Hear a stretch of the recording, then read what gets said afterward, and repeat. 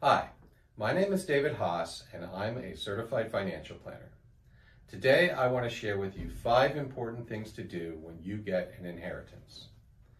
The movies always show someone inheriting a castle in Europe from a long-lost relative they never knew.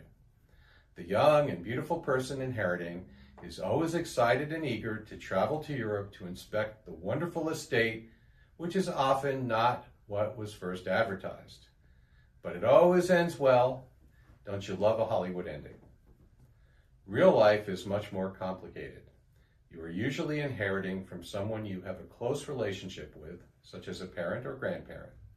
You might be very sad because you loved your relative, or maybe you feel really guilty because you inherited from someone who gave you trauma growing up. Inheriting usually brings up tremendous emotions, and those emotions may get in the way of good decision making. Here are 5 steps to take when you inherit.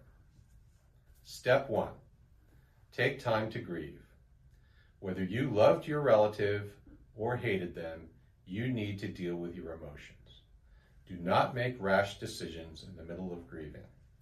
Instead, you need to wait until you can think clearly. Sometimes that can happen in a month, but sometimes it's better to wait 6 months or a year before making irreversible decisions. Step 2, understand if you need to do anything in the short term to follow the law or to stabilize your inheritance. An example is when you inherit an IRA, you may have to take a minimum distribution before the end of the year or in the following year. Another example is if you inherit a home. You may need to make sure that home is maintained before you decide what to do with it. You might owe some property taxes or you have to pay the utility bills. You don't want the electricity to be cut off. Step 3, you should decide within 9 months whether you want the inheritance at all. You have the option to disclaim an inheritance. If you properly execute a disclaimer, the inheritance will be processed as if you died before your deceased relative. That means it will go to the next beneficiary in line. That could be your children. You need to understand the will or beneficiaries of the deceased to know who the inheritance might go to. Maybe your children need the inheritance more than you, and there could be tax benefits by disclaiming. Step 4. If you decide to keep your inheritance, then you need to develop goals for it. However you feel about your relative, you may be able to make your life much better with this inheritance.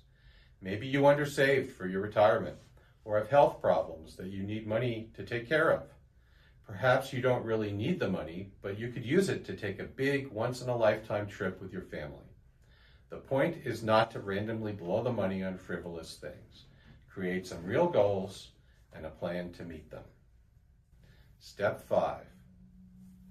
Get the right advisors to help you create and implement your plan. You need your team. That might mean a CFP financial planner, a tax advisor, an attorney, and or a real estate agent. Don't just get your advice from Uncle Harry.